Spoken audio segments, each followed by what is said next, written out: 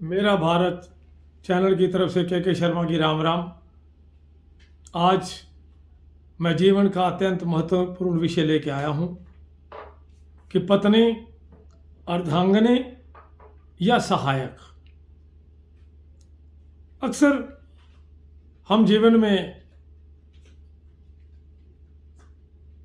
पत्नी के बारे में कहते हैं कि ये मेरी अर्धांगिनी है, ये मेरी हमसफ़र है, ये मेरी हमराज है, ये मेरी ज़िंदगी है, इसके बिना तो मैं एक कदम नहीं चल सकता।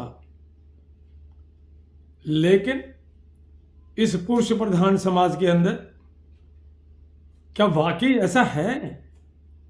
क्या हम पत्नी को आधा अंग मानते हैं? अगर वो हम सफ़र है तो क्या सफ़र के अंदर हम उसको भावनाओं के साथ अपने साथ रखते हैं? अगर वो हमराज है तो क्या हम जीवन की हर बात उसके साथ साझा करते हैं? अगर वो हमारी ज़िंदगी है तो पत्नी को ज़िंदगी मान करके सुख दुख प्यार सब कुछ एक समान बांट के चलते हैं? अपने दिल पे हाथ रख के सोचो, शायद नहीं। हम अपनी पत्नी को इन शब्दों से विभूषित तो करते हैं, लेकिन हम पत्नी को उतना सम्मान नहीं दे पाते। जबकि जब हमारा विवाह होता है सनातन पद्धति के अनुसार तो 7 वचन भी होते हैं, लेकिन विवाह के बाद वो 7 वचन की जिम्मेवारी मात्र पत्नी के लिए रह जाती है। और पति सोचता है कि शायद जो कुछ करना है इसने करना है, मैंने तो कमा के, इसके अलावा मेरा कोई काम नहीं है। कहते हैं, कहा जाता है कि जिस घर में लक्ष्मी की सम्मान होता है वहाँ सब कुछ होता है। संसार में या हमारे सनातन धर्म में जहाँ शक्ति के लिए माँ दुर्गा और धन के लिए माँ लक्ष्मी और विद्या के लिए माँ सरस्वती की पूजा करते हैं, ये तीनों का रूप समेटे हुए जब कोई लड़की विवाह करके अपने घर में आती है, अपने ससुराल में आती है, तो जानते हैं कि उसके मन में भाव क्या होते हैं। तो मैं समीक्षा शर्मा द्वारा लिखित कविता के रूप में चंद शब्द हैं वो मैं बताना चाहूँगा कि उस समय जो घर में हम सफ़र बन के आई है, अर्धांगिनी बन के आई है, उसके भाव क्या होते हैं।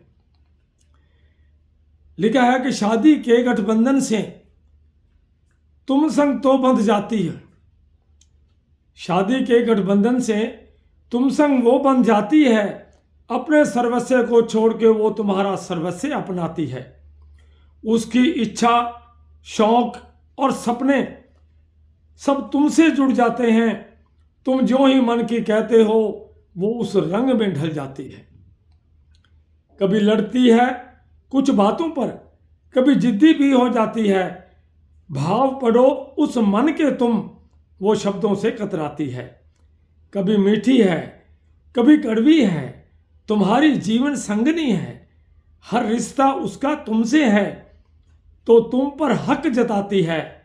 पिता का प्यार से सहलाने जैसा अब तुम्हारे कांधे पर सर रखना है, माँ के प्यार दुलार के साथ तुम्हारा दर्द समझना है।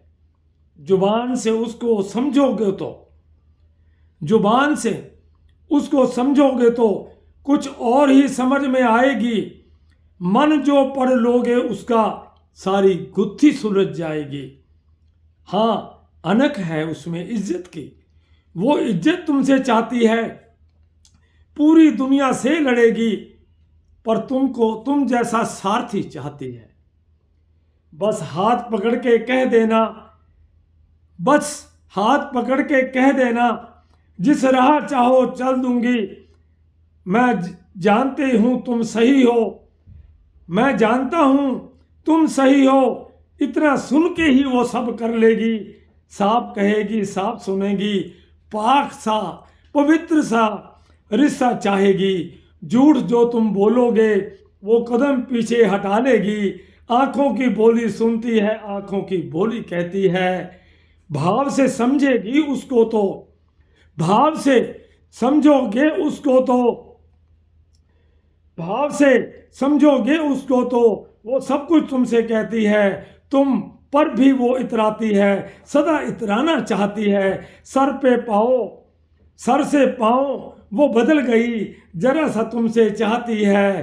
पास बैठो सुनकर देखो, पास बैठो सुनकर देखो, मेरा तुम्हारा कुछ भी नहीं, वो हमारा भविष्य चाहती है। अपना सर्वस्व छोड़ के वो तुम्हारा सर्वस्व अपनाती है। नए जीवन के नए रास्ते पर, नए जीवन के नए रास्ते पर तुमको सारथी चाहती है। ये भाव होते हैं जब विवाह करके लड़की आती है, ससुराल में आती है, सब कुछ छोड़ के आती है। वो अपनी जगह बनाने के लिए क्या नहीं करती, वो पति की बात में बात मिलाती है, कहती है कि जैसे आप कहोगे मैं वैसे करूंगी। लेकिन क्या हम परिवार के अंदर उसको सम्मान दे पाए? क्या परिवार के अंदर जब भी उसके सम्मान को चोट लगी उसकी रक्षा कर पाए? क्या परिवार के अंदर जब हम बैठे होते हैं किसी सलाह मशवरे के लिए, जब वो बीच में सलाह देती है, क्या हमने उसकी कभी सलाह को तरजीह दी? क्यों करते हैं हम ऐसा? जो सब कुछ छोड़ छाड़ के उसने आपके माता पिता को अपना माता पिता समझा, आपको सर्वस्व समझा। सुबह से लेकर अगर 5 बजे उठती है तो रात को 11 बजे तक आपकी सेवा करती है। लेकिन फिर भी कहने वाले तो यहां तक कह देते कि तुम करती क्या हो। यह नारी के सम्मान को ठेस है, नारी की आत्मा को ठेस है। फिर हम कहते हैं कि नहीं, ऐसा नहीं होना चाहिए था। हम अपने मन के अंदर झांके। जब पुरुष इतनी बात समझ ले अपनी पत्नी की बुराइयों को देखने की बजाय उसकी अच्छाइयों की तरफ देखे और यह सोचे कि अगर उसने कुछ बोला है तो क्यों बोलने की नौबत पड़ी, तब उसके मन के अंदर नारी के प्रति सम्मान होगा, पत्नी के प्रति सम्मान होगा। अर्धांगिनी की परिभाषा बदल जाएगी। क्यों नहीं हो सकता? लेकिन नहीं, हम परिवार में बैठे हैं और हमारी आपकी पत्नी ने अगर कोई राय दे दी, हम उसको इग्नोर करते हैं, क्योंकि पुरुष प्रधान देश में होते हुए हम ईगो और ढा में रहते हैं, अहंकार में रहते हैं। फिर भी वो सारी जिंदगी कांटों पर जिए जाती है। जहां हम मां सरस्वती, लक्ष्मी और दुर्गा की पूजा करते हैं, वहां घर के अंदर साक्षात तीनों रूप लेकर के घर में आई है। आपके बच्चों को संस्कार देने वाली कौन? वही मां। आपके बच्चों की पालना करने वाली कौन? वही मां। आपके बच्चों की जन्म से लेकर के विवाह पर्यंत तक आगे बढ़ाने वाली कौन? वही। संस्कार देने वाली कौन? वही मां। कौन करता है ये सब? पुरुष तो कमाने के लिए सुबह से निकला और शाम को रात को घर आया। उसके बीच परिवार में रहते हुए, अपने सास ससुर की सारी बातें सुनते हुए भी वो अपने जीवन को होम कर देती है।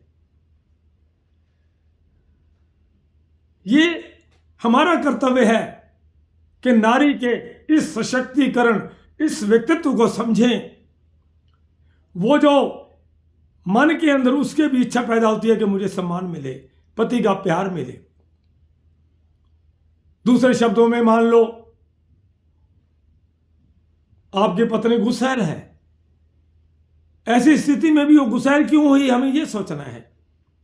उसका गुस्सा खत्म करने का तरीका हमें होना चाहिए। प्यार से बात करें, उसे आलिंगन करें, उसे मीठी भाषा में बात करें, उसकी बात को तवज्जो दें। गुस्सा रहेगा ही नहीं। जब घर में ब्याह के वो लड़की आती है तो उसके मन में एक ही बात होती है कि मैं ससुराल में अपनी जगह कैसे बनाऊं, अपने आप को मैं कैसे करूं कि मेरी प्रशंसा हो। लेकिन उसको वहां अधिकार नहीं मिलते, उसे ऊपर से आदेश मिलते हैं। केवल वो देश पालन करने वाली एक पुतला बन के रह जाती है। उससे बहुत कम पूछा जाता है कि तेरी इच्छा क्या है, तेरी रजा क्या है।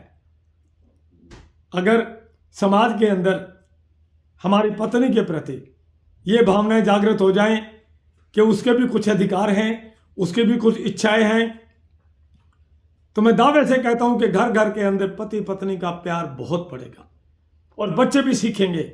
एक बात याद रखो, अगर बच्चों के सामने हमने उनकी माँ को या अपनी पत्नियों को नकारा, उनकी सलाह को तवज्जो ना दी, या उसे हम बात बात पर लताड़ते रहे, तो याद रखो कि वो बच्चे वही सीखेंगे जो तो देखेंगे।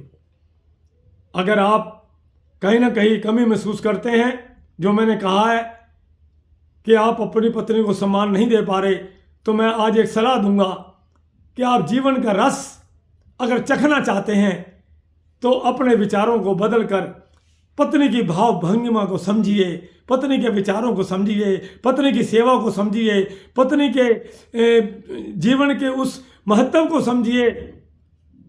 फिर देखो आपको जीवन का कितना आनंद आएगा। यही पत्नी ही सब कुछ है, हम खुद ही कहते हैं, लेकिन एक बार उसे सही माने में अर्धांगिनी, हमसफर, हमराज, ये सब कुछ मान के देखो, फिर देखो आपका जीवन कैसे स्वर्गमय हो जाता है। धन्यवाद।